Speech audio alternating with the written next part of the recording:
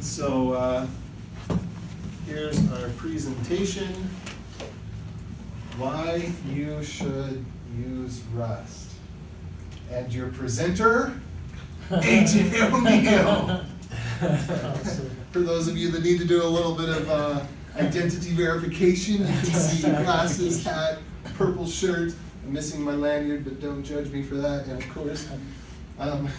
So if you want to get in touch with me after this presentation, if we're still friends, at CoolAge86 on Twitter and Gmail and Pinterest and every other thing, and CoolAge86.com is my eclectic blog of lots of different deep dive topics and sometimes shallow dive topics as well.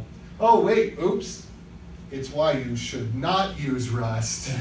Okay, so I want to first give you a little bit of an overview of what Rust is, if I can be in front of this without blocking it. So it's a systems language, and it's a real systems language. It's not like a pansy systems language. It's hardcore for nerds and stuff. It's not like Go. Yeah, exactly. And we'll get into that more later. But by systems language, so somebody's actually writing an operating system in Rust. It's probably not going to get anywhere, but if it did, it'd beat Linux pants off. So that's what I mean when I say systems languages. This is a low-level language that's hardcore that can do some really powerful things. Generally, a feature of a true systems language, unlike Go or Java, is that there's no garbage collection and no runtime. Little asterisks there. So Rust, first of all, I don't know what level of programmer I'm speaking to here, so I definitely need y'all to shout out what the heck does that mean when I'm saying things, because I'm probably going to say things that don't make any sense to some of you, and I really do want you to interrupt and ask questions because that's totally expected. So who does know what garbage collection is? Okay, good. All right. And who knows what a runtime is? Right, so pretty much everybody. All right, cool. So brief overview for anybody watching on the YouTubes. Garbage collection, you define a variable and you never delete it. Essentially is what that is. Runtime is like the JVM, or Node has V8, or Python has, I don't know what they call it, but the Python interpreter. So runtime is the thing that's doing work as the program is running that's not part of the program itself. So the asterisks are there because you could say that Rust has garbage collection, in that it's kind of garbage collected at compile time. So if anyone's familiar with JavaScript's automatic semicolon insertion, Rust has automatic delete insertion. So there are very few cases in Rust where you would use the delete action. Like if you're familiar with C, freeing memory, delete or free. There's very few cases where you do that manually in Rust, because the compiler actually has enough information from just your code to know when things get inserted. And this is something that makes Rust really annoying. It's called the borrow checker, and Eric can tell you all about it. Oh, I would love to. Hi, I had the Rust meetup around here, by the way. Yeah. So I missed the last one, but I meant to go. I just couldn't make it. So by no runtime, every language has a runtime unless it's running directly on a microprocessor. But the runtime in Rust is extremely thin. It's akin to that of the runtime in C. So most of the features of Rust, though, do not exist in the runtime. So when you see magic in it, most of the magic is actually in the compiler. There's almost nothing in the runtime.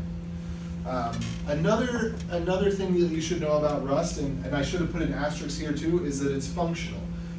Now, most of us that are sane, normal human beings, when we hear zealots talking about functional languages, we just want to put a bucket on our heads and run away, because they're blah, blah, blah, blah, blah, best thing in the world, always awesome, perfect in every way, and yet no one uses it because they suck and they're complicated and confusing to understand. So Rust is not quite like that. I'm not going to say that it's not quite not that way, but it's definitely not entirely that way. It's palatable. It's not the type of language that looks like Lisp or Haskell, where it's just all arrows and parentheses. Like it is visually parsable, and I find it to be palatable. And another interesting feature of Rust is that it is a living standard.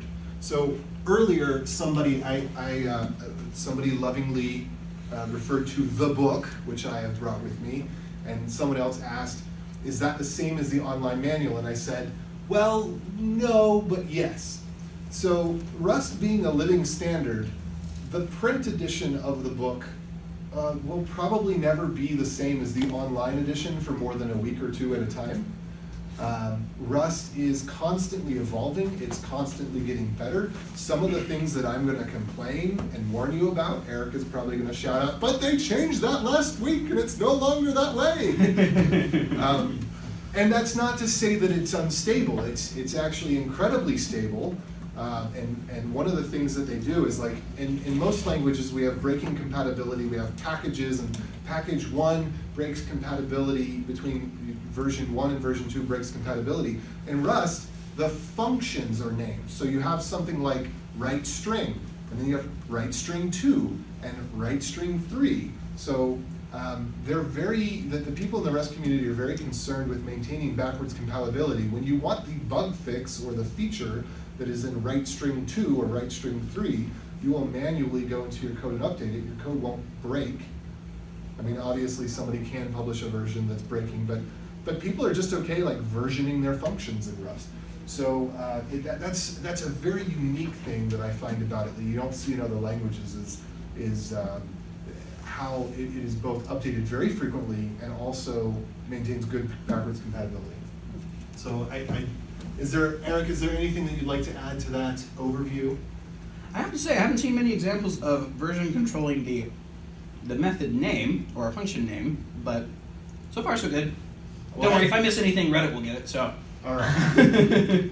We'll get to that too.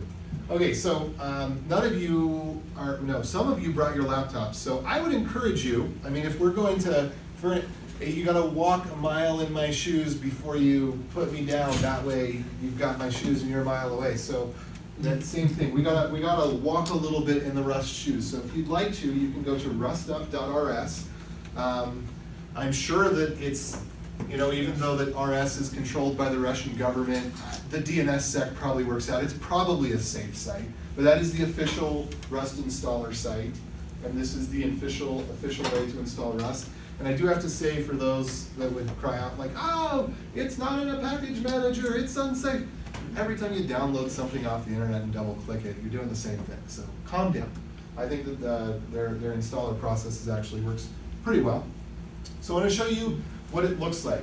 And I hope that I didn't do this wrong. If I remember correctly, we can do Unicode strings by default, right? Yes, that's one of the features. Yes, so it's rather modern. And I was going to put hello world, but I didn't like the way the symbols in world look. They were just a little too fancy and kind of complicated. So I put hello China instead because China just looks good. So this symbol means center, so it's the bar going through the center. And then this one is like world or something? Country. So country center is China. That's just a cool little thing in case you want to learn Chinese. But this is what Rust looks like. This is the hello world example if you Google. It's wrong, but we'll go with it for now. So function is fn, which is cool because we all have a carpal tunnel as programmers. If we can shorten down some of those things that are just obnoxiously long, all the better.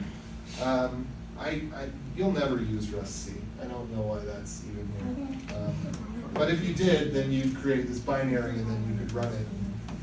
Get your hello world out. But this is what Rust is actually going to be like if you decide to use it.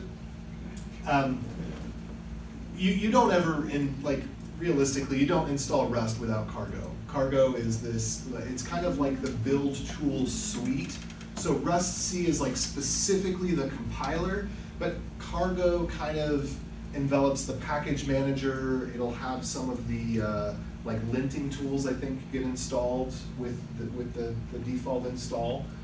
So much like Go, there is an actual standard syntax for Rust that the compiler doesn't enforce, but the linter that's kind of integrated into every single tool will, and it's very precise. And you may not like the way that it is, but at least all the Rust code more or less is kind of the same, except for people that put comments all throughout their code to ignore the linter errors so that they can write weird case names and stuff. Another one of the terrible things about the Rust community is the people. They're just obnoxious and like opinionated and like, screw that we have a standard for it. I'm just going to do it my own way because reason, I don't know.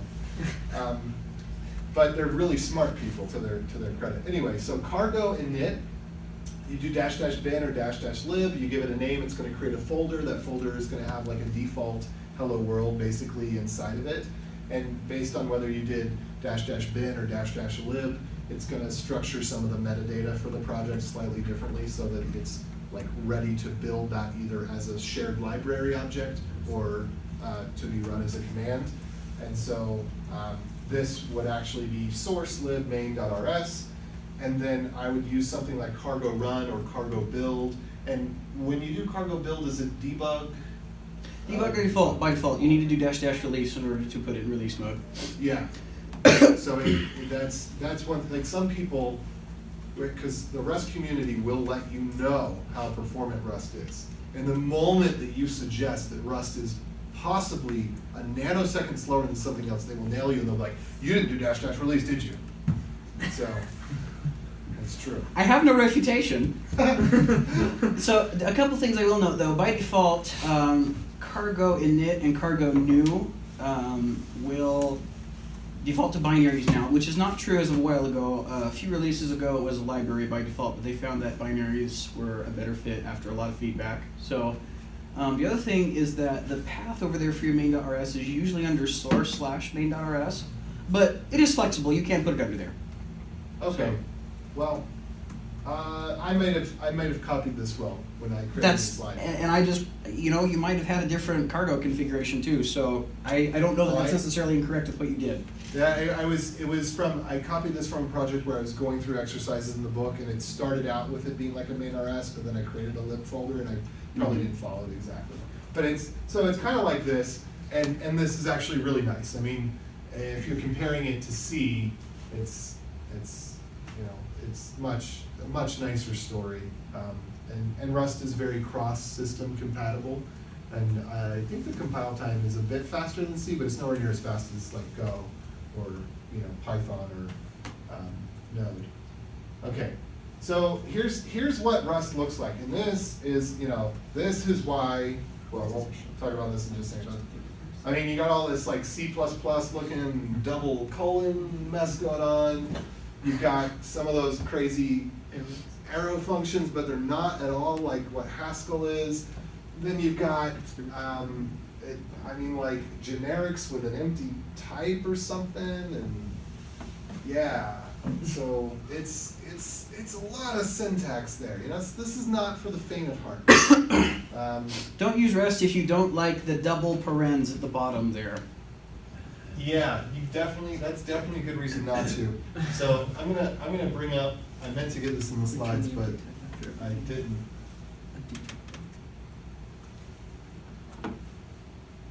Oh man, so many typos. Luckily, Google's got you covered. Yeah. Well, let's see if we can get this. Where's my favorite one? It looks like, oh, there it is. There it is. There it is. Emacs. Okay. No, they don't. Okay, there was this image that I was going to pull in, and it's like that one, but it's not that one. So basically, the learning curve for Rust is like this. Like, you do the hello world, and you get like cargo set up and everything, and it's like compared to some of the other languages, it's like flat, right? I mean, it's so easy to get the hello world up, and then you do like add a variable. Now, add two variables together, like get the result of a number, and the learning curve goes like straight up, and then like plateaus, and then goes straight up again. Did you have something? I was just gonna say I've been trying to get into Rust, and like the other day I was trying to build a project in Rust, and I think it took like at least 45 minutes of searching to figure out how to do basic input. Yeah. I was just like, I don't understand what they're trying to tell me with this. No, input. Again, you've got like, this is the quick start guide, okay? It took me a couple months to get through it, but afterwards I was able to understand examples. Like I can't read them fluently, but and I'm not kidding. Like, this is the quick start guide. It is incredibly well written. And like the first couple of chapters, you're like, oh yeah, this is easy. Like, hello world, and then it gets into like the lifetimes. Lifetimes. Just straight up. So anyway, let me get back to our source material here. You don't even have any lifetimes in there, so. Yeah. Wait. Oh, okay. But now we've got a lifetime. Okay. So, like I said, Rust doesn't have garbage collection, so it enforces you to be the garbage collector. If Rust can't tell when a variable should be dropped, you're required to put this thing that's called a lifetime parameter in the function definition. And sometimes you have to do it inside of struct definitions, which basically means when a variable gets passed into this function, it needs to know how long it needs to live before it does the automatic free or deallocation insertion. And I'm not gonna even try to cover that here, but it's very interesting, and it's I don't quite yet have my head wrapped around it. Luckily, in the recent versions of Rust, you almost never have to do this, because the compiler has gotten even better at looking at your code, inspecting it, and determining based on what your code will do, what should happen, just by examining your code. So their goal is that, like, at some day in the future, it'll basically like parse and run your code and be like, oh, there's an if statement here where this variable or this variable could be returned. I know what the lifetimes are now, because they both need to at least last as long as this condition could happen, or something like that. But that's, yeah. And I'm sorry, that's like just enough to confuse you, but it leads into our #1 reason of why you shouldn't use Rust. It's scary looking. Okay. So let's dispel some fallacies.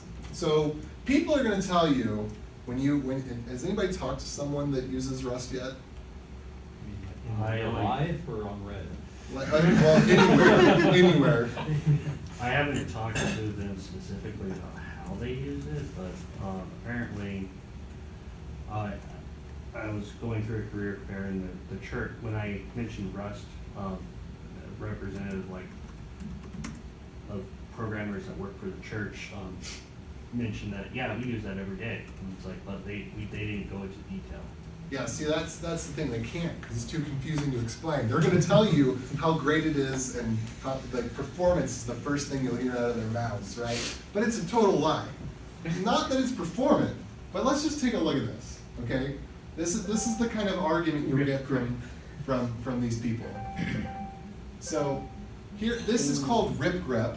It is, I love it, okay? I have it installed. I don't use grep anymore. I use ripgrep because it is just awesome, okay? So when you look at this guy's, README, here's a screenshot of like it's colored. Okay, that's cool. Like, that's an important feature. Okay, so we get that it's colored, and then what's the next thing that he goes into? Look how fast it is. Like, if you have 450 lines in a file, ripgrep can parse it in 0.10 seconds. And I mean, I don't know. I mean, raise your hand if the last time you used grep, the thing that was on your mind was, man, if this was just 3/4 of a second faster. No. So it's got like this bare metal performance, but then when people want to show it off to you, instead of like having an actual use case where performance is necessary, they go into these like pre-optimization diatribes where they, like the gospel truth is that you gotta use Rust because your 16 options and quasi-regex search on a 404 line file is going to be 50 milliseconds faster. Like, there are areas where we need performance, like, you know, an operating system. But like, I highly recommend RipGrep, mostly because the options, it's a really good user experience. And the Rust community is really focused, it's kind of a strange thing, but they actually really are focused on user experience for tons of stuff. They're not always good at communicating about it, but they do it. And RipGrep just, like, it has all the options that you normally want to use with grep turned on by default, including ignoring your .gitignore and other .ignore files, which is what makes it awesome. So I would say that, like, well, yeah, it's performant, but it's like, you know, if I blink and I can't tell the difference, I can't tell the difference. Okay, what else is great about Rust? Because you get to control, because you get to decide. Well, after going through the examples in this book, you can quote me on this. Writing Rust is like writing instructions for a compiler. Which, you know, like, that's what all programming is, right? But you get into that, you start learning about lifetimes, and you start understanding the enumerators, and your brain starts to function like a like you're seeing the assembly, but you don't know that it is assembly. Like, if you've never programmed an assembly before, you use Rust for a month, the stuff that's going through your brain is just assembly with prettier colors. Okay? So all this control comes at the cost of, like, you really have to be, you've got to one-up your smartness. Like, I've got 10 years of development. I consider myself an above average guy, and I don't think that's hard, because, you know, 50% of us are above average. And I really, you know, I'd never taken so long to learn something. So that control really comes at a cost. Okay, so what else is, you know, great that they're going to tell you? Oh, they're going to tell you, oh, the community's so awesome. There's so many packages. And so, like, let's see, you know, here's a super popular package in Rust. Okay, let's see what it does. A modern TLS library in Rust. I don't know that I just want some random dude writing my TLS library. Like, it doesn't even include, like, normal basic things that you'd think that you'd have, like, even things that you think of as being, like, operating system level features. They're just, like, they're not there. The language contains almost nothing. Like, the language is a huge language in terms of syntax, like, very, very small in terms of what it gives to you out of the box.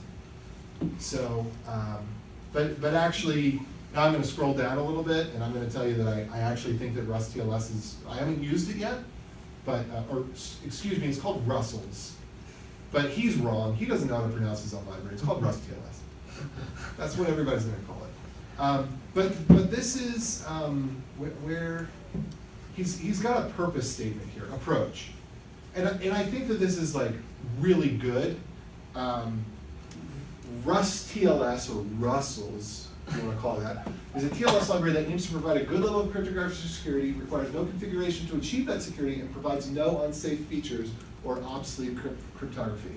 So this actually is kind of cool, because this guy, I think he's probably pretty smart. It seems like a lot of people use this library, but he's like, you know what, SSL is old, it's antiquated. Like, if you don't configure SSL properly, SSL can be a vulnerability, OpenSSL can be a vulnerability for you.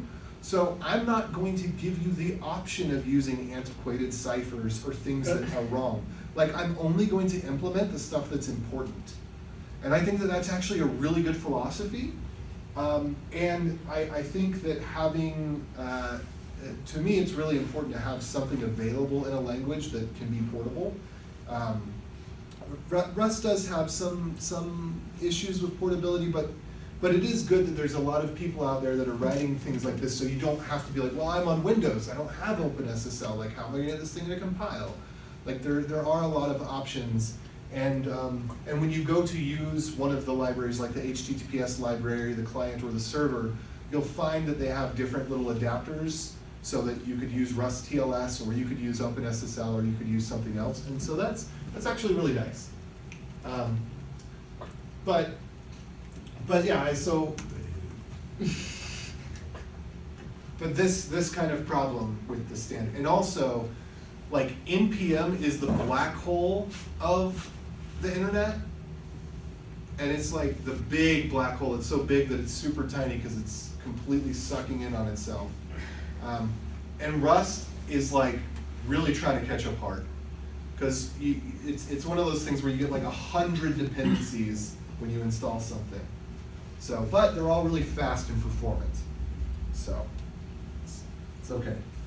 But yeah, there's a lot of proliferation of like 10 different ways to write a map.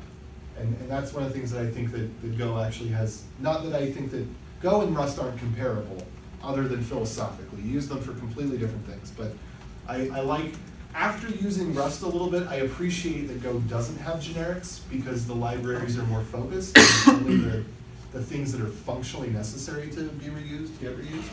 Whereas in Rust, there's a lot of reuse that probably doesn't need to be there. Okay.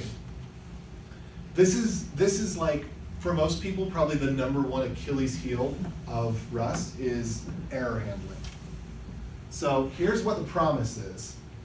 Promise is you're going to do let body string equals, blah, blah, blah, blah, blah.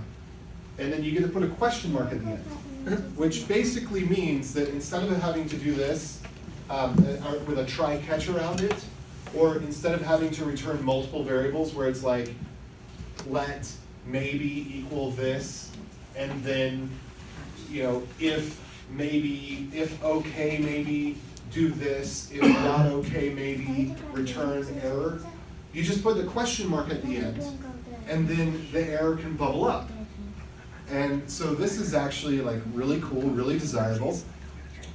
Problem with that is, as soon as you go outside of an existing package, it turns into writing this instead, because each error has its own type. There's not a standard error type. There is an error interface, but it's not a concrete type, so you can't use it in all situations.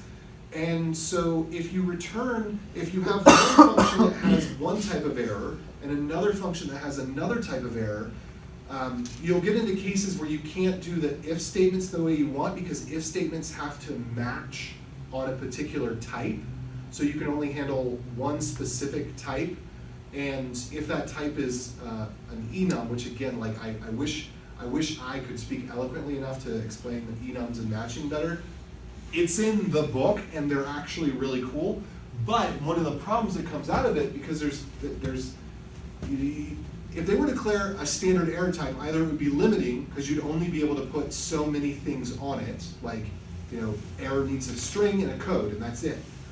Which that Rust community needs control, so they're not okay with that. Or if it had, this ability to extend, it always had like a pointer that could have any other type of metadata that it needed on it. Well, then it would have more than what it needs, and so that wouldn't be okay. And so the compromise is to not compromise and to have, every package has its own error types, and you have to wrap them. So this is the matching I was talking about. So you create an enum, and enums are by type. So it's not like enum 1, 2, 3. It's like enum, square, rectangle, triangle.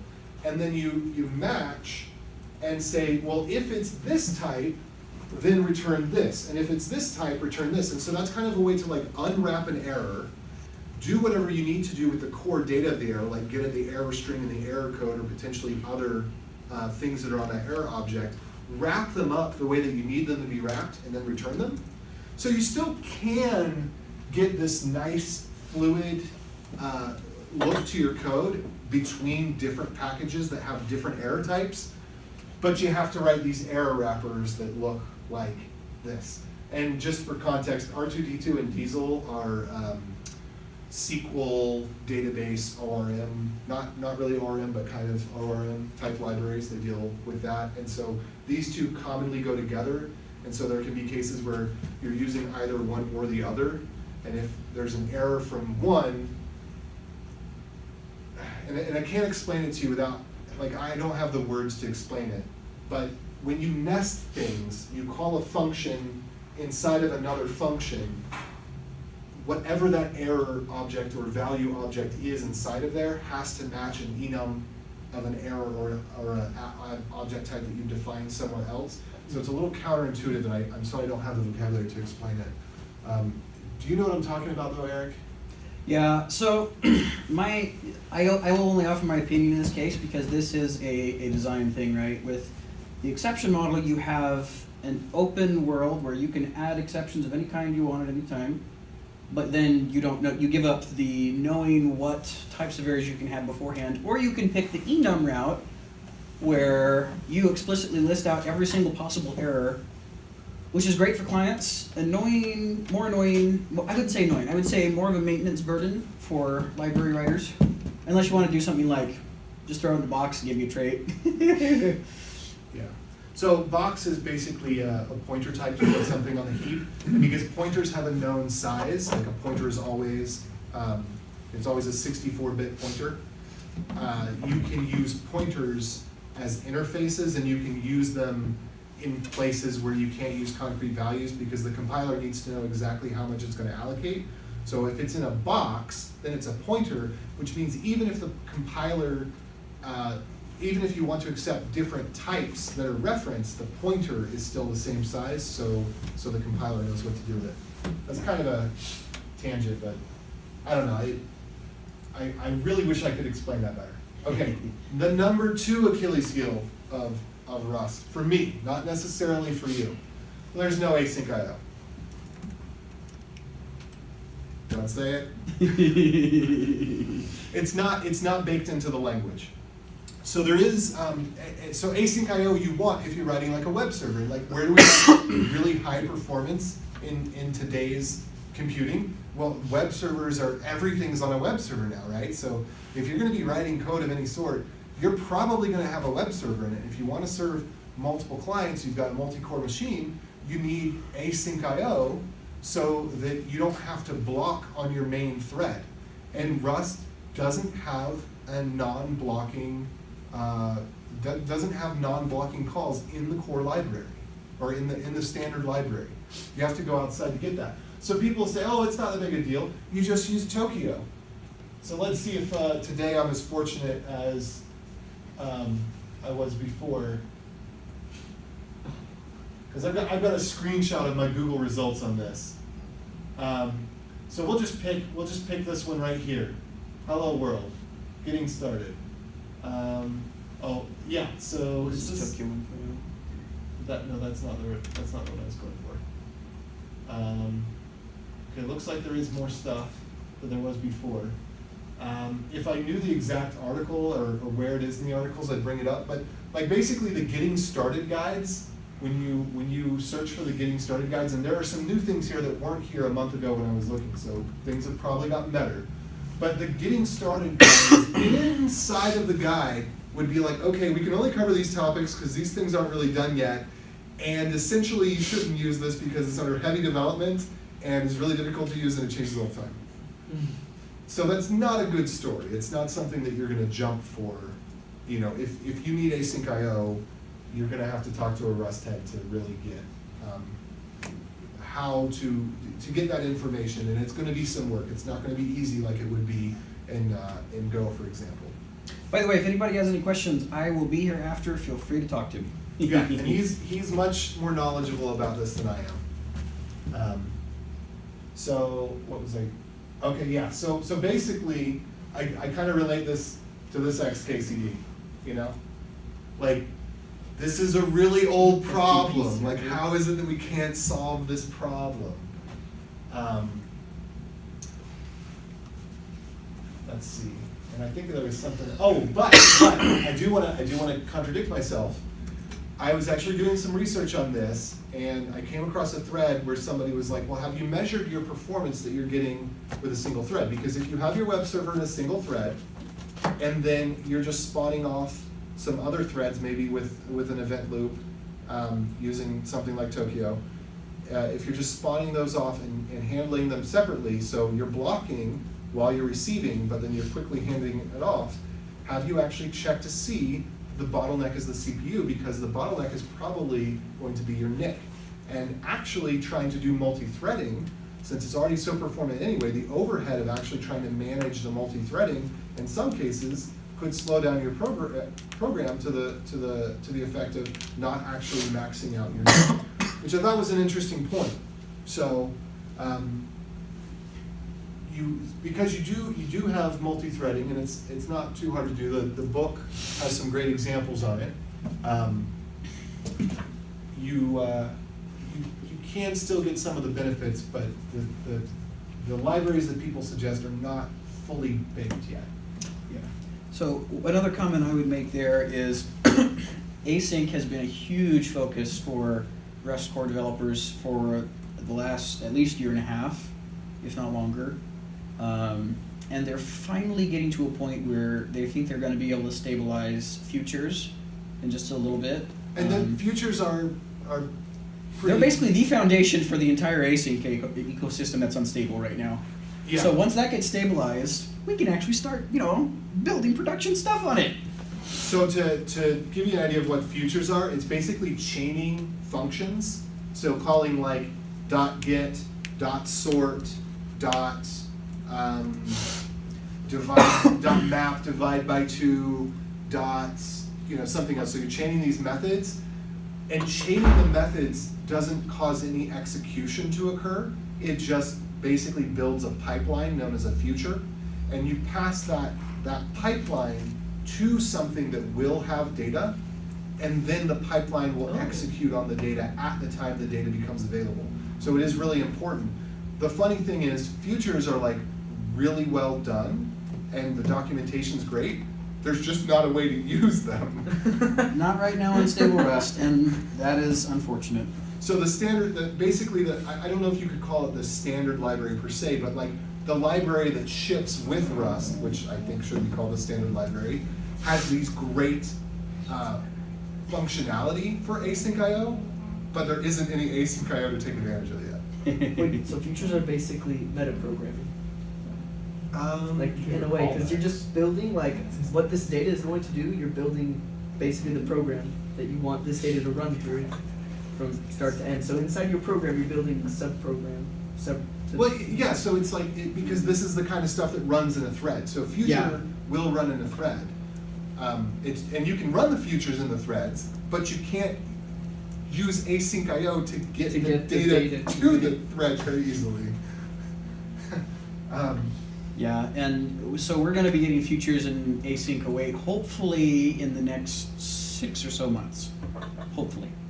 Yeah. It's pretty likely at this point, but you never know. Okay. So what's great about Rust? I actually have fallen in love with enums. And I'm going to just search and see if I can find a canonical example real quick, because I didn't spend enough time doing that beforehand. See if we can. Okay, this is a really good, clean example that we'll go with. So an enum is a type that defines more than one type.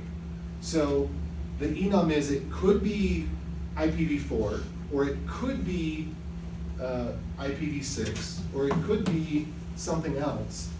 So I can pass this type around and handle it through different business logic, even though, so if you've used Go or you've used an untyped language, you could, where you're supposed to receive a number, you can pass in a string sometimes, and that'll break things. Go has interfaces. If you use an interface, you can pass any type into an interface, and you have no guarantees on the contract of what that function will fulfill.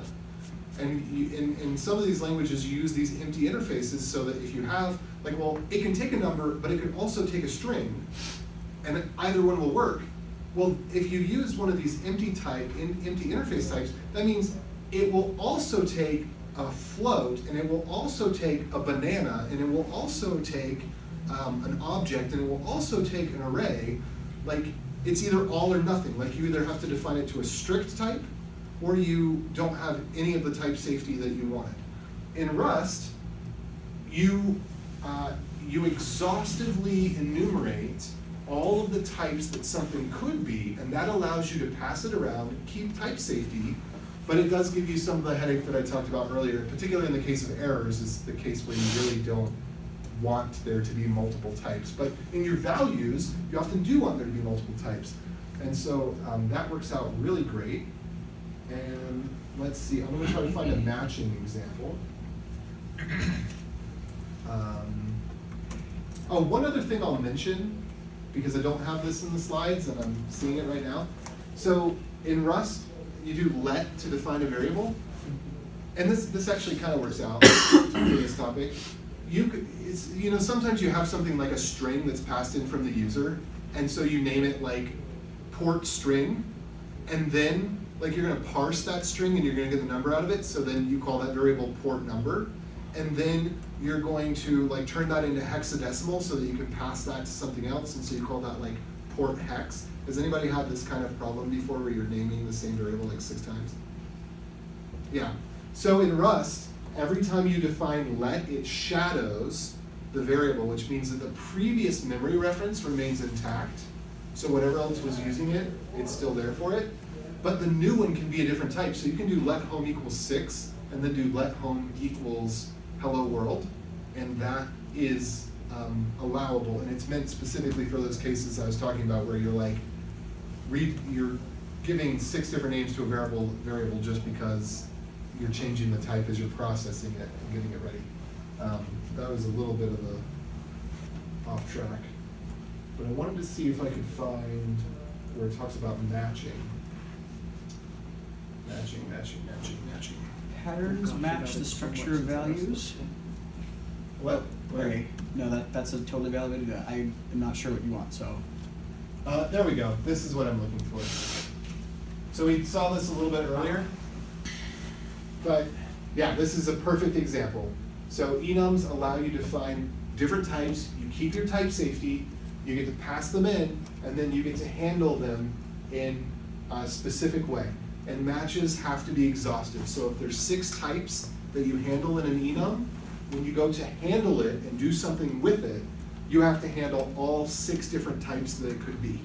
There are some cases where you can glob match and say, actually I only cared about these 2 types and I don't care about the other ones, but in most cases, you enumerate all of them.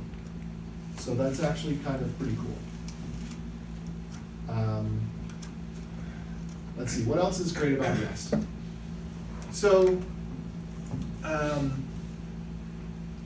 if you think about, your Python, your Ruby, your JavaScript, when you want to manipulate objects, you get to be kind of introspective at runtime, and you get to iterate over that object, and you get to simplify your code a lot by being able to dynamically iterate over things. So Rust doesn't allow that because it's not a dynamic language. Go has a reflection package that kind of allows you to do this.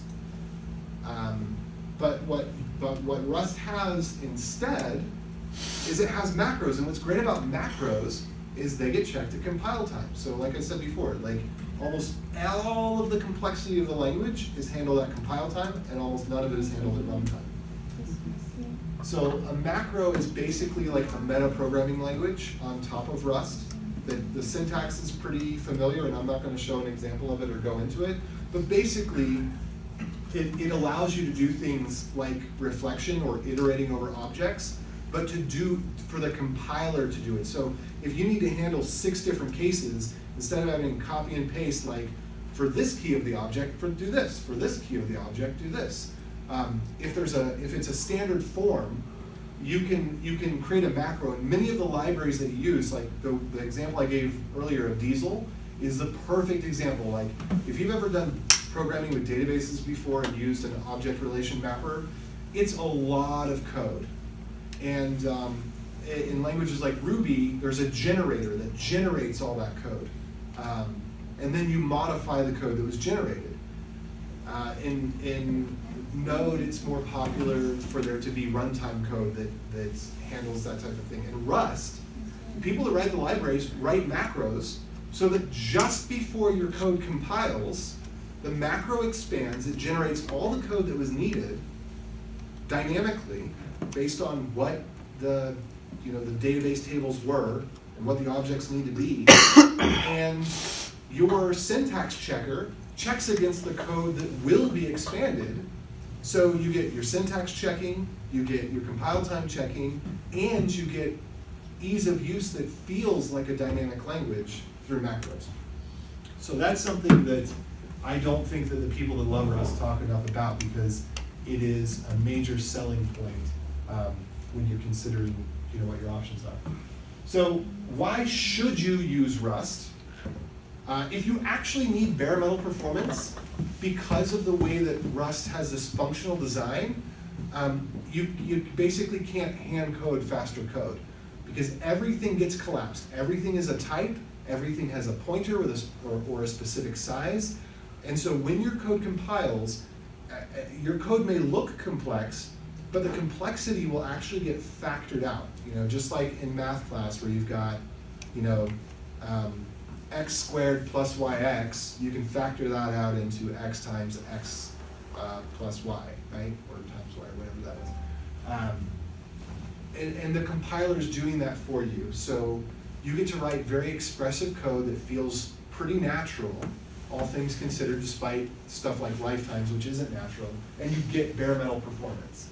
Another thing, you're writing real-time code. You can't use, like Go is a great language, is probably what you should be using most of the time if you need a systems language. Node is probably what you should be using most of the time if you need a web language.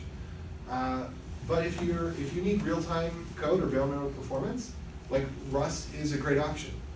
If it jives with you, if you look at it and it feels comfortable and it feels like something that you understand, if you feel like when you're learning it, it's bringing your intelligence and your level of understanding to a new height, then by all means, who cares if you don't need the performance or you don't need the memory features? If it's something that makes you feel productive and that you get a lot of value out of your personal enjoyment with it, do it. And then the case where you definitely need to be using Rust is where your other option is C. Rust makes C something that you just shouldn't ever use again, because C is not safe. We remember the bug that happened with Heartbleed with SSL, OpenSSL. There's tons of vulnerabilities back in the 90s with Microsoft software, and just C is a dangerous language. There's not enough. It's not strict enough. C is just too loose. Rust is safe because of its type system. Part of the runtime is that it will actually, along with automatic insertion of deallocating memory, it also automatically inserts out-of-bounds checkings for where you're doing non-iterables. So that Rust has iterable types. So if you have an array, you can use an iterable type, and you're guaranteed that it only iterates until it's exhausted. But if you need to do actual indexing, like array sub 0, array sub 1, stuff like that, Rust will insert the checking to make sure that you don't go out of bounds. And if you have a really bounded set and you need the bare metal performance, you can use an unsafe block, and anything that you write an unsafe block turns off a bunch of checks. So if you know, because you wrote hard-coded, the array size is 2, but the compiler wasn't able to figure that out, and you want to make sure that it doesn't insert that extra code you don't need, you can do an unsafe block. I also like unsafe because if you're going to call C libraries, you have to put them in unsafe because there's no guarantee. So Yes. you can use OpenSSL in your Rust code. You just have to put it in an unsafe block. Yes. So if you need to use other C libraries, it's not prohibitive for you using Rust, because Rust is basically C compatible. And there's even ways that you can export the C headers that you need so that C code can use Rust code. One of the things that's really cool is that you can, there's a package called Neon that allows you to write safe Rust code, that executes in Node.js. And I think that's pretty darn sweet. So why you shouldn't use Rust? If other options that you have, that are on the table as things that you're examining are languages like Node, Python, or Go, you really probably shouldn't use Rust, because it's more power than you need, It's more complexity. Yeah, you get some benefits with it, but it's going to be slower to write code. Like it just is. And those benefits probably aren't worth it if that, you know, if it's not like, oh, I just love it and I want to use it. Oh, whoops. I didn't finish the slide out. But basically, you know, if you don't need what it has to offer, don't use it, because there's a lot of complexity there. There's a huge learning curve. But I hope that, you know, through all of my negativity, being brutally honest, that what is good about it also shines through. And I think that what we have with the introduction of Rust is basically completing the trifecta of this new age of internet, where we're really peer-to-peer focused. We're like, people are implementing data center type stuff in Go and Rust. So things that used to be behind walled gardens, I think, are going to come forward into the public space, just like Linux brought operating systems into the public space. I think that Rust and Go are going to bring data center technology into the public space, and they already are.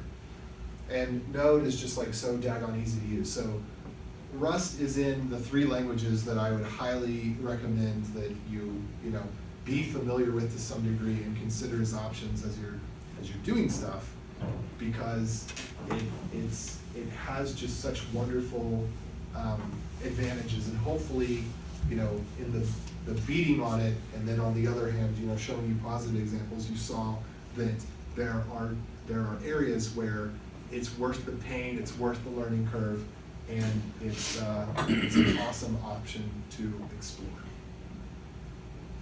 So I talked a lot, I didn't ask a lot of questions because I wasn't prepared enough to be inserting questions. So I'm going to sit here for a moment and let y'all ask questions, and Eric's probably going to answer half of them. Yes, sir. So what type of projects are you both working on in Rust? What do you envision working on in Rust in the future? Why did you choose Rust, you know, as something that you wanted to devote all this time to and really master? Okay, so I'm definitely not a master of Rust in any means. I'm a novice. I have used it very little, but I've got a gut feeling. You know, like sometimes you just get feelings about things, and my gut told me this is important to learn. And even though like I had a lot of resistance to it, because at first I was like, why do we need another systems language? Like we've got Go, we've got Java. I remember you asking those questions. Huh? I remember you asking those questions. Yeah, but I just had this feeling inside of me that spoke to me, that said like, you should investigate this and learn it better. And so I bought the book and I learned it, and I'm convinced. I actually have a hard time answering that question generically, because I personally don't have a lot of the problems that Rust solves. However, one problem I do have that Rust solves very well is if you're dealing with network data like, say, DNS or TLS, or things that are binary packets, ASN1, stuff like that, if you need to in any way customize a parser or create an extension on an existing data type, which I have a project I'm working on called Telebit, which is a remote access. What I hope to be using Rust for in that is on you install it on a computer, and then it allows you to access that from any other computer. So to give you an example of what this is, I'll just go to, there's a computer that I have at home that's on right now. And so this is on my home desktop behind a firewall. My router's not configured. It's basically doing what Skype or Xbox do, where it's opening that connection so that it can receive things. So my computer is connected via a WebSocket to the server that's currently in Node, which is not the right choice, and the performance characteristics will show me that. There might be some things I can do to tweak it, but Node just isn't good at doing this low-level networking binary type stuff, and Rust is. And one of the problems with say, Go, which would be very fluid to program in and is still an option on the table, is that because of the way interfaces work, it's more difficult to be exact about certain things. Because sometimes you want to have two paths where it can be X or it can be Y. If you're using an interface, that means it could also be Z or Q or M, which you don't want. The way that Rust's structs work and the pattern matching works on types make it ideal for the type of network connections that I'm handling and the binary parsing and restructuring that I need to do. So that's an area where I think that it really shines. I also, I think that the Servo project, basically Firefox is slowly being converted to Rust. I think that's really smart because we want to get the safety that Rust has to provide, but we want it to be faster than C if possible. And I think for something like the type of stuff that a browser does that needs bare metal performance because it's CPU bound, you can't scale a browser across a data center. So I think instances where you can't scale is a really great use case for Rust, and that's certainly one of them, because I can't add more computers to my house to make my browser better or faster, and we want browsers to be faster. So that's something. And it's working, quantum way faster, Yeah. just the CSS part, Servo, and all of a sudden Firefox is And, bad and, Chrome and again. again, what I said about parsers, when you're looking at something like CSS where you need these, the matching can be really complex for things that are simple, but it can make things that are very complex very simple. So, Yeah, that's what I'd say is in the projects I've worked on, once you get something beyond 1,000 lines, refactoring in Rust is a dream. How many times have you had a project where you're not afraid necessarily of refactoring things and the compiler yelling at you, you're afraid of refactoring things and then you run it and things are just broken. Things just don't work anymore. Every time, even in untyped languages.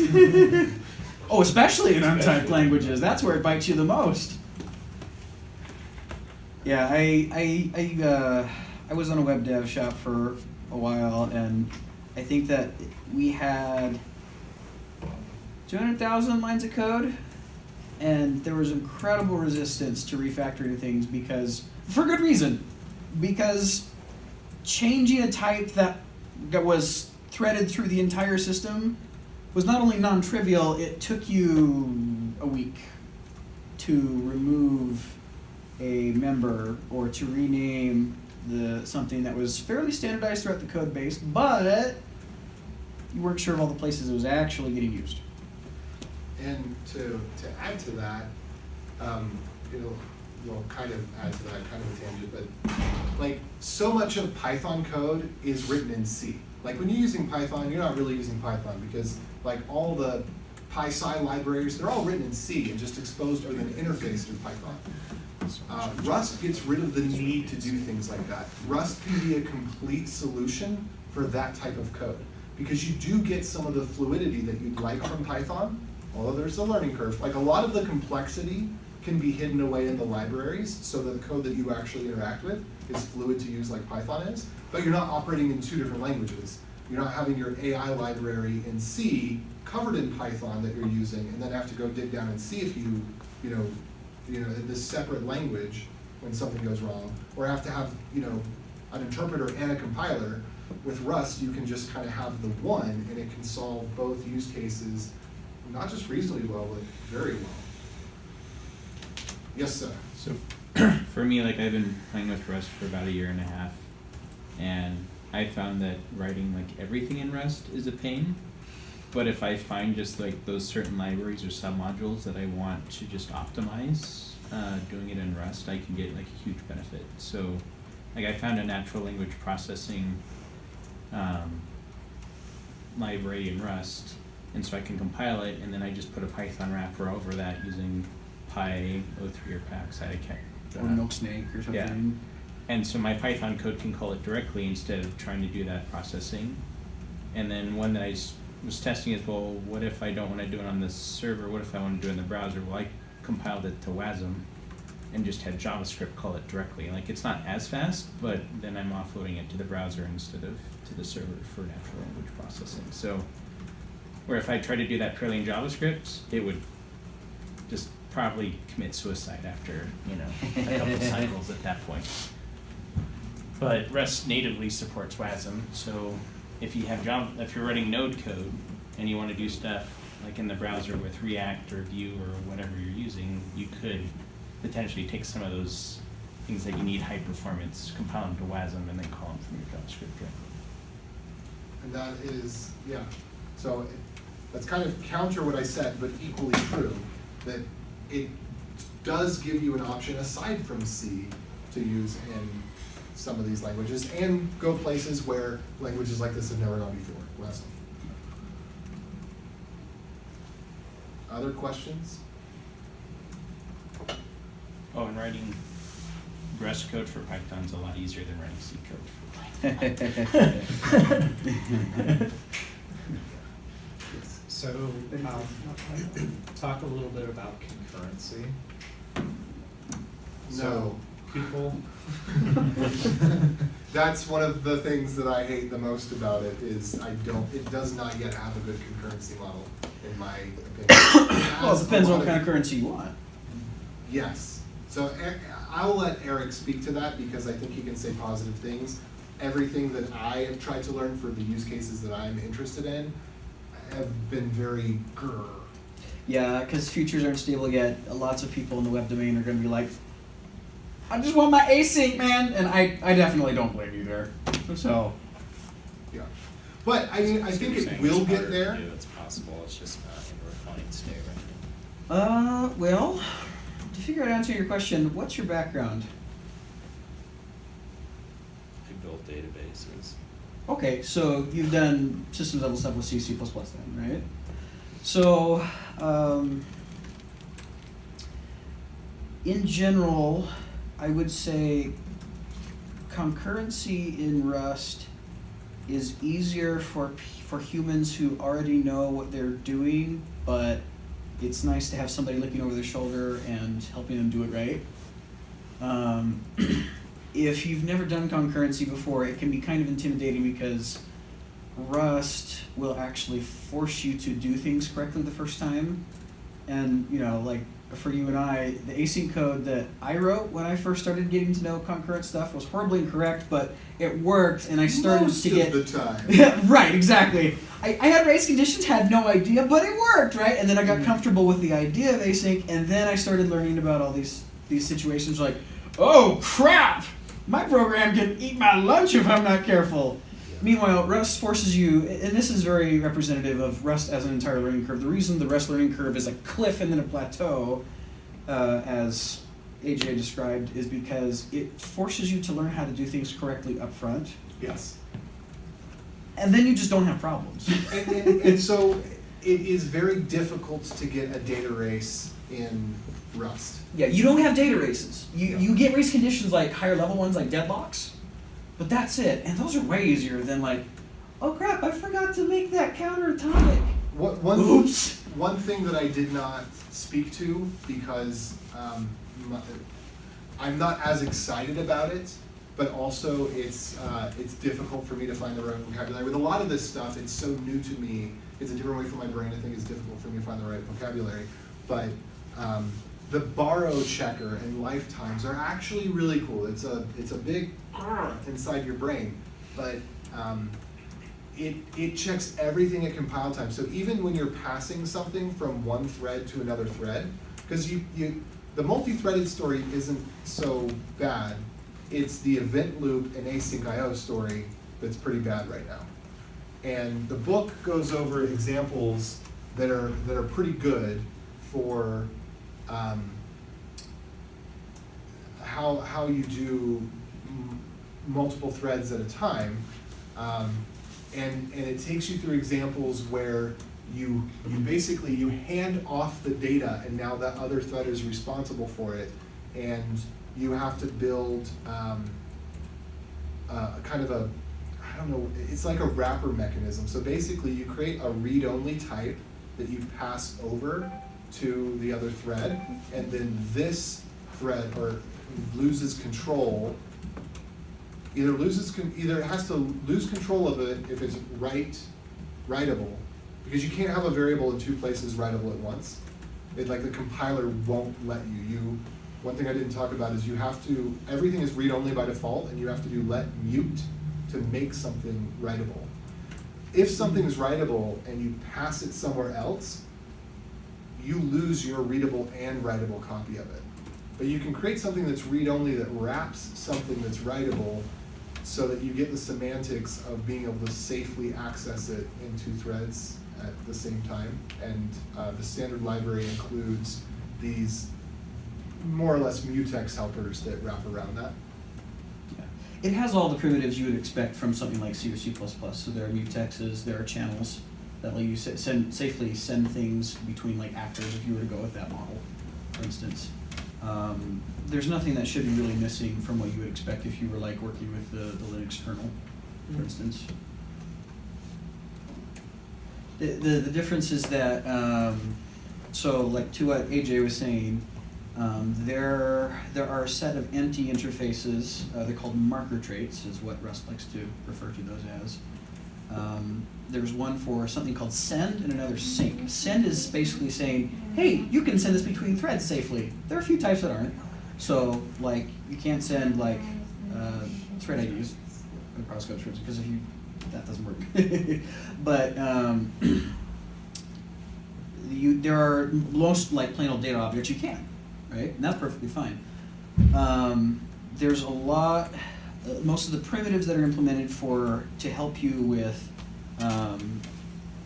concurrent programming are they implement the sync empty interface, which basically just says, hey, this is safe to use across threads. I do the synchronization inside of my method calls. So like mutex, for instance. Mutex is a little different from like in C++. So if you use like standard mutex, for instance, in C++, normally you have data alongside it, right? Where you say, okay, here's my mutex, here's the data associated with it.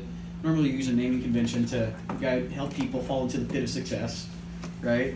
Rust tries to go another step further by making so that the data that your mutex guards is actually an inner member of it, and it's a generic parameter. It's a generic type, mutex type. And then in order to get that data out, you have to lock the mutex. So you can't do something like, I'm going to use the data, oops, I forgot to unlock the mutex. So it's... And it says it in that voice too, the compiler. It's very advanced. That's what I say when I discover a bug that I've been chasing for 8 days in production. And I realize, oh, well, it's because I missed one line of code. That's happened. I work at a data forensics company, and I do lots of binary parsing and our data processing pipeline in C++. So the interesting thing is I actually write my binary parsing prototypes now in Rust and then convert it to C++ because that is actually faster for me to develop in, even though I've used C++ for a while, like years now. Rust just lets me not worry about maintaining things correctly because the compiler forces me to make everything correct. So what you're saying is time up front, but less debugging. Exactly. Versus short development, a lot of debugging. Yeah, and I would say in my case, maybe AJ's statement that don't use Rust because it will take you more time to develop things, I'd say at this point for me that's not necessarily valid because... Well, it depends on what you're doing. Well, and for me, like I'm so familiar with Rust at this point, I'm extremely biased, I think, because of this, but I've used Rust for like 2 years pretty heavily now on the side, and I'm also using it at work where I can. And now, because so many of the concepts that Rust forces you to deal with at compile time are things you have to learn with C++, but you have to enforce them as human. There's no technology to really help you do it besides, oops, you noticed a bug, well, time to go fix it. Right. So... Yeah, I mean, like I said, I think if you're considering C or C++, don't. Use Rust. Except for legacy code that for whatever reason you can't import into Rust in a sane way. Like you can write kernel modules in Rust, although I think the story on that is probably not a super happy one, but it's doable.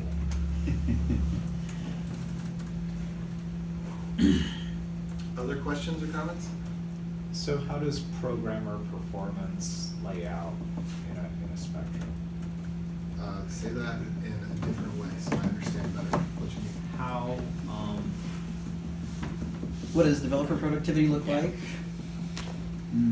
I haven't been using it long enough to know. It's definitely a nosedive up front. I was using it at work for about 2 weeks, but then the person that was working on it with me, who was more knowledgeable about Rust than I, went on vacation, and that led to a sequence of events that we rewrote what had been started in Go instead, because the learning curve for me without any help, like trying to dig through code that was half-baked, was just, it was well outside of my normal interaction with half-baked code. Like I consider myself pretty good at like going through and figuring things out, but there's just so much to learn about the language that like it's a nosedive up front, but if you've got the experience in it and your mind has become accustomed to the patterns, I mean, he's saying that the productivity starts to go really high. Yeah, I believe it's that. it's. And my coworker said the same. Rust is a language optimized for large code bases. It's optimized for making your life easy with a large code base. And as opposed to something like JavaScript where it's like, look, you can create an alert with literally like 2 lines of JavaScript if you need a variable or something for your browser, right? So I would say it depends entirely on the background of who you're talking to. For somebody that's been doing C++ for a while, I would expect it to be fairly productive because they give you a lot of tools out of the box. Like when you download Rust up, for instance, and it will download the standard Rust distribution, it will include all of the standard library documentation with it. It's installed on your local box. There's tooling for generating documentation for every single dependency you use and your code too. So the testing stuff that's built yeah, in is great. it's got a fantastic test suite. Versioning too, so if you say I need this specific version of this library, it'll go out and it'll download it, and you can reference GitHub or the central repo, or hey, it's actually on my local machine at this directory, and it'll just Yeah. get it for the you. standard library is fairly comprehensive. It has all your containers and everything in there. It has the few basic containers that you'll need. It has like a B tree, and it'll have like a hash map inside of it to help you with like associative containers. It has vector. It has a couple of other things. Rust philosophy is definitely not like C++ or D or Python, where it's batteries included. Yeah, it's You have everything you could conceivably, especially Python, because Python even has like zip compression and decompression in the standard library, right? Rust takes kind of the polar opposite approach, where it's like we're going to include the bare bones, and we expect third-party dependencies to become blessed and your source of solving domain-specific problems. and you'll hear people talk about that in their blogs, where like they'll refer to it as the Rust library for X, and really what they mean is my favorite library that I found, which often happens to be the most popular one. But like someone might say Russell's is the Rust TLS library. It's not. It's just some dude created it who seems to be a pretty smart guy, and it's what everyone uses, but it's not part of it. So the standard library in Rust is, I would say, lacking things that I would consider incredibly basic. Like it doesn't have signal handling, it doesn't have non-blocking I/O. Signal handling, like OS specific stuff, Yeah, like Unix stuff. Okay, yeah. yeah. So you have to go out and find libraries that do that, because it's just like hardly anything is baked into the language. The language is complete in terms of the specification, but it's definitely not batteries included. And that's where I would say like Go is a great choice for most things, because Go is the most batteries included that I've ever seen. Like the TLS library, the X509 library, the ASN1 parsing, encoding hex base 64, like you name it, Go has like the cleanest standard library I think I've ever seen. Rust. Go has a pattern of assimilation too.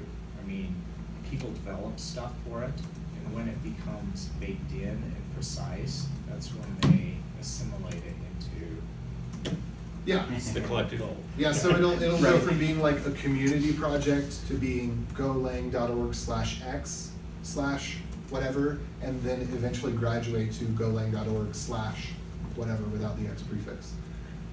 And yeah, so that's, So is that a pattern that That's the philosophy they take. It's their design. It's then again, it is very far from the Python end of the spectrum where people say the standard library is where code goes to die.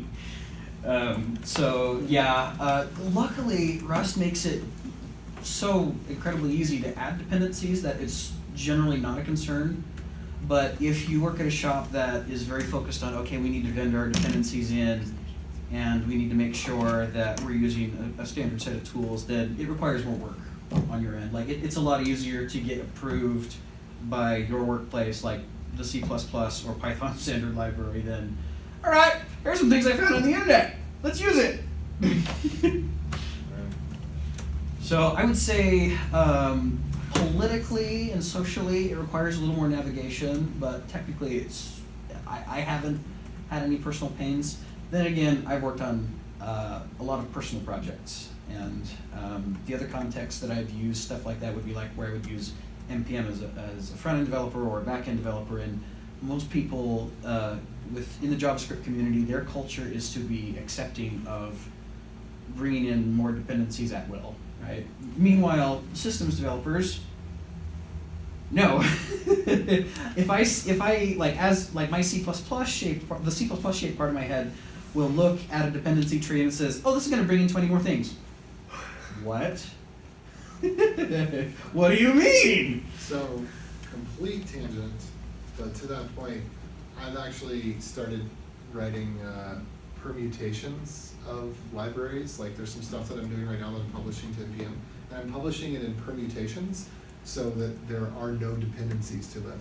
So like they would have mutual dependencies, they would depend on each other, but I'm like, okay, I'm gonna publish this that solves this specific task, and yeah, it needs these 3 functions from this, and these 4 functions from this, but I'm just gonna include those 8 functions plus these 12, and that's all that it's gonna be, which is like totally anti. Like I've made a pull request where somebody was including an entire library for literally, I think it was about 5 lines of code. It was iterating over an array and then attaching the megabyte, kilobyte, byte suffix based on the string. So that's like, you write that in 5 lines. And I did a pull request and said, hey, look, now you don't have to include this dependency. He's like, no, we want this dependency because it's tested and da-da-da. I'm like, it's 5 lines, you don't need it. It's exhaustive. I've never heard a story like that. You can visually see that all 5 possible potential outcomes are handled, and there are no other outcomes in this set of outcomes. I literally copy-pasted the code. But anyway, the Go philosophy is very much like a little copying is better than a little dependency, and Go very much jives with me. And then back on track, you've been raising your hand for a while. Also, like, going back to like third parties, packages, one of my complaints is sometimes, depending on what package you're using, it can be dependent on a version of Rust that you're not using. So for example, like Rocket is dependent on Nightly. So you have to be running Rust Nightly and not Rust Stable. And so that's something that you might want to consider, depending on what libraries you're playing. Or it could be somebody wrote it, a year ago, but Rust is now like multiple versions of head, and their code may still be dependent on the old version of Rust. Now, the backwards compatibility story, for the most part, Yeah, has been backwards pretty good since compatibility is 1.0, good, right? but it might be that code may not, like you might pull it in, but there might be a better way to do it because they've added new features to the language, or they fixed a bug, or Old code where like Yeah. every function has all parameters specified with lifetime. but hey, it's the code that you found that works. And Well, yeah, and it will. I mean, I imagine it would compile down to the exact same code because the compiler's just going to be like, well, we've got a simpler way to do this now that eliminates 3 lines, but you just that might was- not be able to understand what it's doing now. So again, like the Holy Bible of Rust here, as I was reading the book, sometimes, because I like having a physical copy, and I don't think that there's anything wrong with this, that you wouldn't want to have a physical copy of it, but I was going through, and then I would do some of the examples online, because then, I can copy and paste a little bit to save some typing, or I can, like compare the one section to the other section more easily with, being able to copy and paste and see it digitally. So my eyes like the paper, but, sometimes the code is easier to be online. And the code had changed. So the online version was quite different from what was in the book because they had decided to move, I think it was read file, there was like more steps to use it. Like I said before, even though they don't include much, it's very much not batteries included. What is there, they try to reduce down to as simple to type out as possible. So they moved, instead of having to create a file object that you open and then do the read or write, they just made a bulk, like if it's a small file, you don't need to stream it. They made a bulk read whole file that they attached directly to FS rather than doing FS and then open and then F read, So they as they go, they simplify it, and it feels like things are getting removed, but they're actually getting added, if that makes sense. Yes, sir. So a quick question, so we're talking about dependencies, how about licensing? That was one of the biggest problems we had when I was working at a software job, is all the dependencies that would come in and all the different licensing that they had, and we had to be very careful about which licensing we accepted versus which ones we couldn't have in our code base for whatever reason. What kinds of tools are available for Rust to deal with that? Ooh, I know the answer to this one. Do you know the answer to this one? Well, I'll give the simple one, and then I'll let you expand because yours is probably more correct. No, go ahead. There's a standard called SPDX now that pretty much all package managers have either adopted or are adopting, and so there's tools to be able to check your dependency tree against the SPDX licenses that you support. It's like standard public domain. So I don't know, but so like if you want to find out if a library is Apache 2, there's a standard way to do that now. It's capital A Apache -2.0.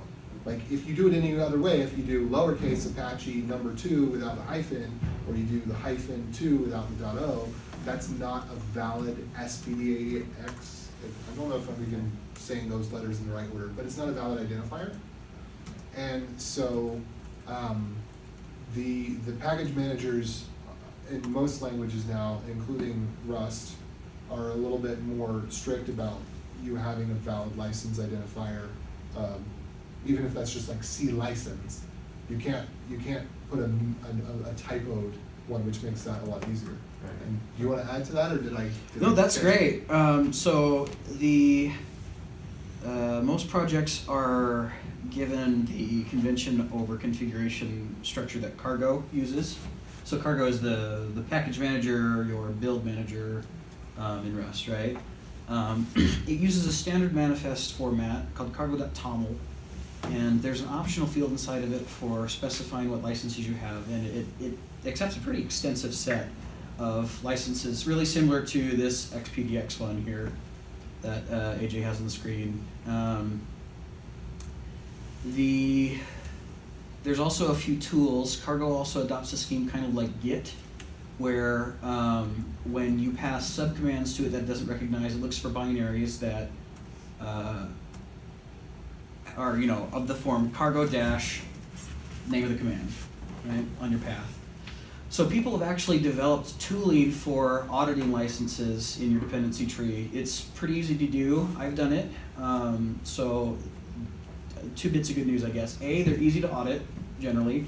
Almost all of them are on GitHub, open source, front and center, the license is there, and most package maintainers for Rust that are serious about maintaining their package will fill out that license field, so the information will be there for you. Number 2, the good news also is that the vast majority of Rust libraries available use a permissive license. So normally you needn't worry about your terms of usage. Obviously still inspect it because you got to do your homework, man. Sure. But the good news is that most of the time it's just check-ins like, okay, cool. You can bet way more often than not that you'll just be able to use it. The most common licenses are Apache, MIT and the MPL license, Mozilla Public License, which is pretty similar to MIT. So MPL is, it's kind of like the LGPL, where at the file level, it's GPL-ish, like, it helps protect brand identity and source in a similar way that the GPL does, but it doesn't infect everything else. And it's not like because you use some MPL code, now your entire code base is tainted. Like it's pretty narrow in its scope. So it accomplishes, like I think of more, I would call that a more stringent license. The MPL and GPL, I would say, is the most stringent of them all. They're really good for when you want to protect brand identity because it keeps other people from copying your code and potentially reusing things that you wanted to have people be able to exercise the freedom of learning from and expecting, but you didn't want them to be able to like rip you off without proper attribution. So that wasn't really to your question, but no, just because I MPL think that's great. Is Good information. Is kind of on the rise, I think, whereas MIT and Apache have been at the top for a long time, and before that it was GPL, which I really don't like the GPL. No, that was specifically one we had to avoid. LGPL was okay. Yeah. But GPL just seems to. Yeah, it's not a very free license in the sense that it's kind of like how they say, you know, like you're really tolerant of everyone except for people that aren't tolerant. Like it's that kind of weird contradiction. Yeah. Yes, sir. Just since most of the Rust magic happens at compile time, like how long does it take to compile a pretty large project? Like are there significantly longer compile times? Somewhere between like forever and forever and a day. It's not that bad. I think it's better than C or C++, but it's not as fast as. Actually, no, but it is a focus for Rust development right now. Especially if you use lots of generic code, that can make your compile times explode a little bit. But there are lots of people interested in bringing it down, and there's still lots of low-hanging fruit. So, yeah, if you have a complicated project, it's it may take a while, but the good news is that in the meantime, there are some good mitigation strategies by modularizing or demodularizing your code where you need to. So, definitely an issue though. I'm going to be honest. That's a pain point right now. They are starting to actually include something called MIRI into debug builds in Nightly, which is Rust uses several intermediate representations for its compiler. Somebody actually wrote an interpreter for one of those intermediate representations. And it's good enough, and its back end is good enough to the point where they're considering using it for the debug build because it speeds things up a lot. You don't need to have mega fast code. You just want to see your result real fast and debug case, right? So there's exciting progress to be made, but it needs to be made. I think some of that might come. Well, and this is probably not really the same problem, but I do see a lot of dependency stuff where there's like, you know, no one wants to call anything. Nobody in the Rust community calls any of their libraries 1.0. Like everyone's afraid to do it. Like there's stuff that's been out there for years that's perfectly stable. It's like still at 0.2. But you'll see like in the dependency tree that, you know, there'll be like a 0.2, 0.2.1, 0.2.7. So you have multiple versions of a library that are, for some reason, it seems like it's being recompiled because this needed this version, that needed that version. And I think the generics is kind of to blame to that because when you have generics available in your language, everything starts to look like a nail. You know, it's because instead of writing code that's specific and well focused around this use case, you start to write this code that's a little more bloated perhaps and can handle any use case. You had something else? No, that was it. Oh, you're just yawning? Yep. Yeah. Okay, cool. All right. So who's driving the direction of the language? You know, like you have This man right here, he's doing it. I would love to work on Rust core. I don't. I lied. There are, in my recollection, there are 6 full-time paid Mozilla employees that work on Rust core, and there are 6 other open source volunteers that have contributed basically a full-time commitment for the last couple of years, so they're considered core maintainers too. Rust also subdivides itself into working groups. If I'm not mistaken, there's somewhere in the order of a dozen working groups right now, each with their own domain. So there's embedded, there's the network and web working group, which AJ is particularly interested in, I'm sure. There's working groups for compiler performance, for infrastructure, and like IDE support, for instance. So these are under the Mozilla umbrella? The full-time Mozilla paid employees are. Everyone else is open source volunteers. They're pretty strongly organized. I guess my question is it fair to say that Rust is a Mozilla project, or would it be Oh, better- absolutely. Yeah, Okay. that was where Rust incubated, and that was where Rust was allowed to grow. When Graydon Hoare was working at Mozilla, and they gave him the go-ahead to experiment to figure out if they could replace chunks of their code base with a better language.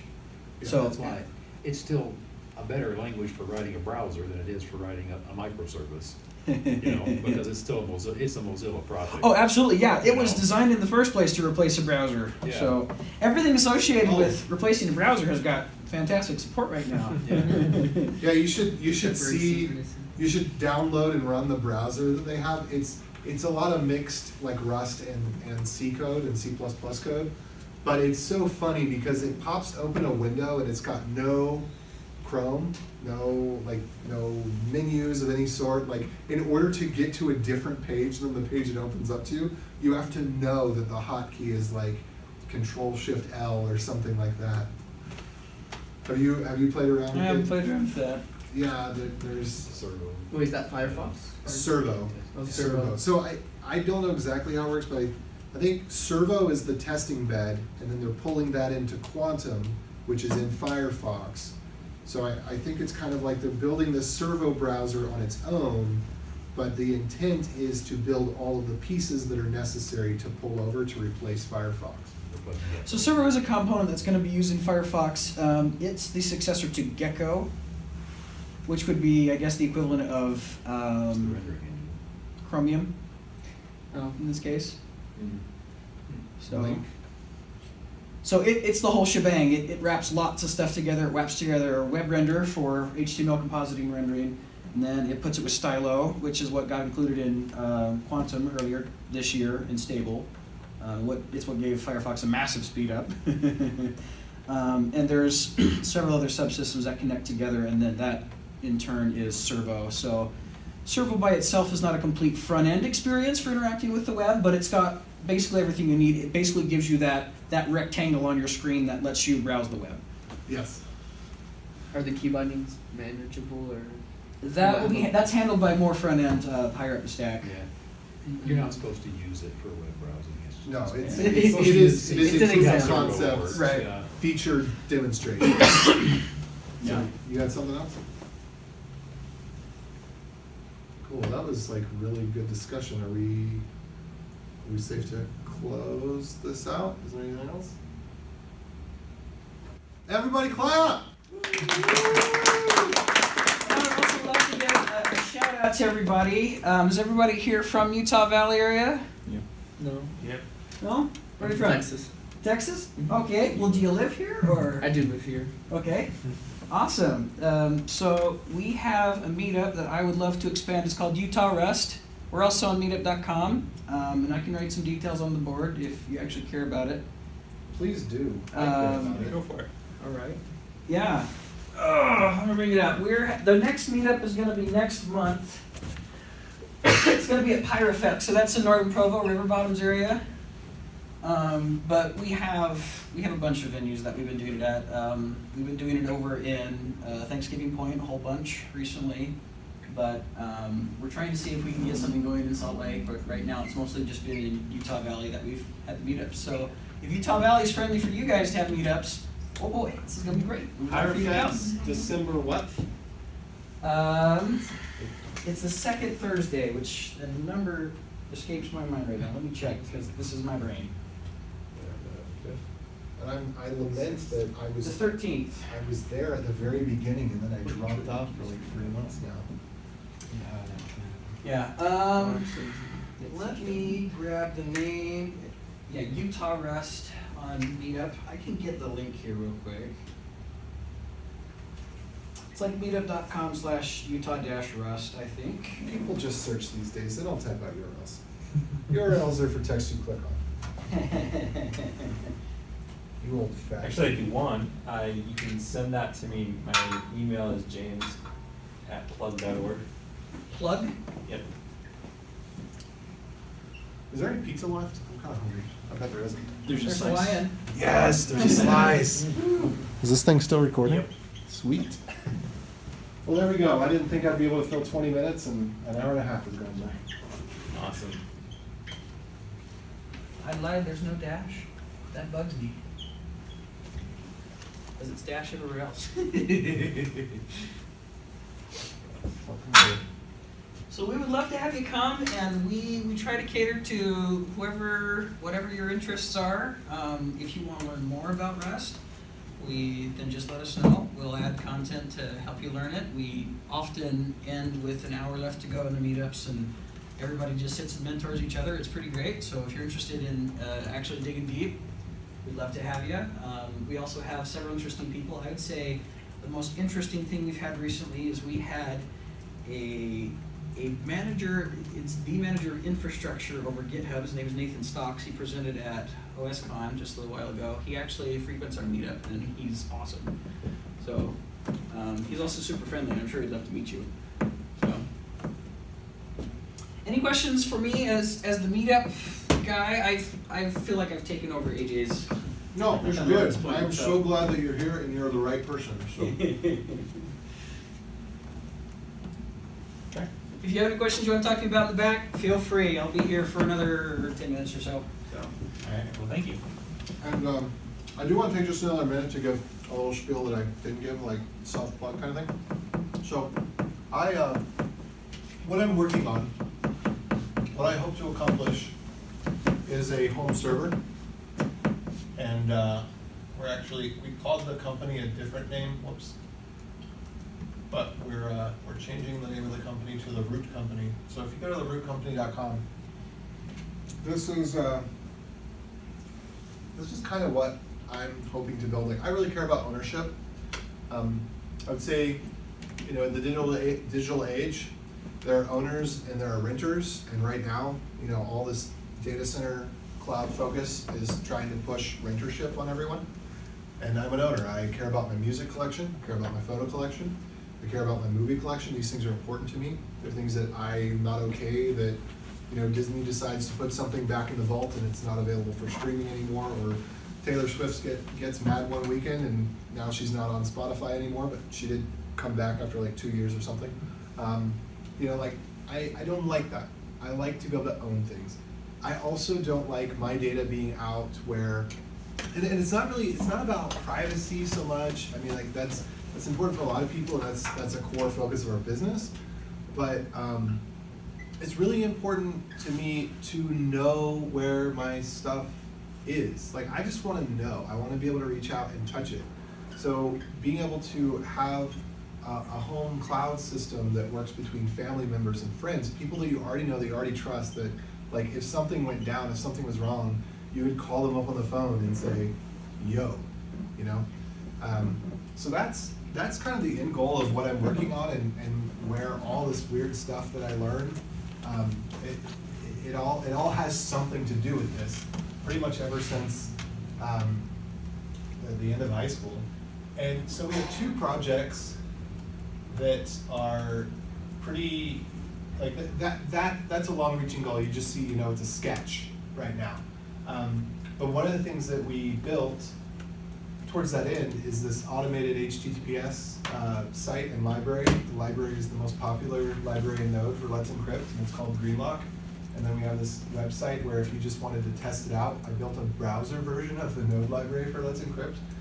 So now it's not packaged and published yet. There's some stuff I'm going to do, but you can use it on this site. So if you wanted to get an SSL certificate for a site, you just put in your domain name, go through the click next, and you get a free certificate through Let's Encrypt. It's valid for 90 days, and then you can either look at our node library or somebody else's library, or come back here and get another certificate. And then another thing that we've got that I use pretty much on a daily basis is Telebit. And the way it works is it works on Windows, Mac, and Linux. We're going to have an Electron installer so that there's like a GUI for it. Yeah, probably sometime within the next 6 months. This is still nights and weekends for me right now, so it's not like super fast progress. But we've got a command line installer for it. You install it on, say, your Raspberry Pi or your MacBook, and it creates a end-to-end encrypted tunnel. So unlike, Xbox or Skype, where all the traffic is going through their server, I don't know whether it's unencrypted or not, but traditionally these relay services are terminating at the server, and they're not continuing the encryption on. Because we built this stuff with Let's Encrypt and Greenlock, our products have that integrated, Telebit being the core product that uses it right now.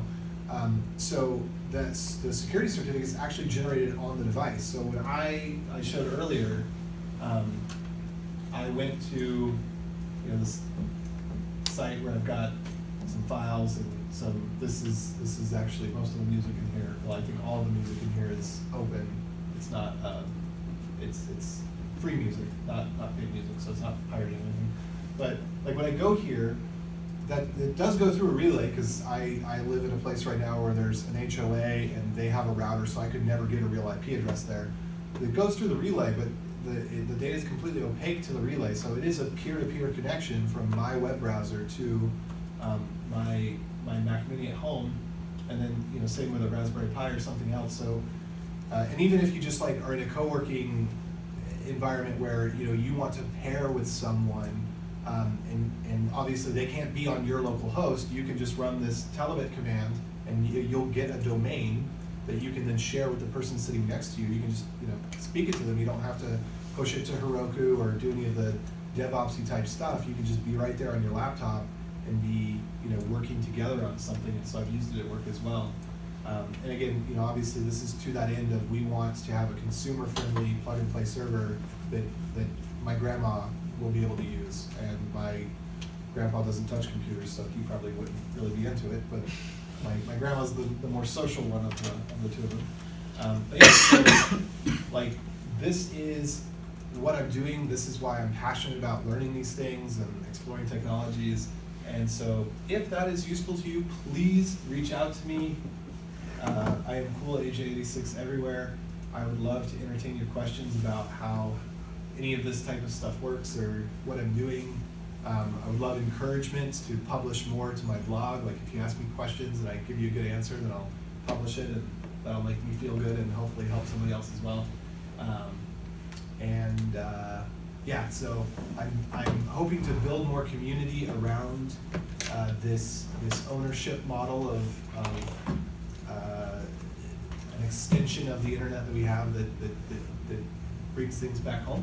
So if that's something you connect with, please also connect with me outside of the room here.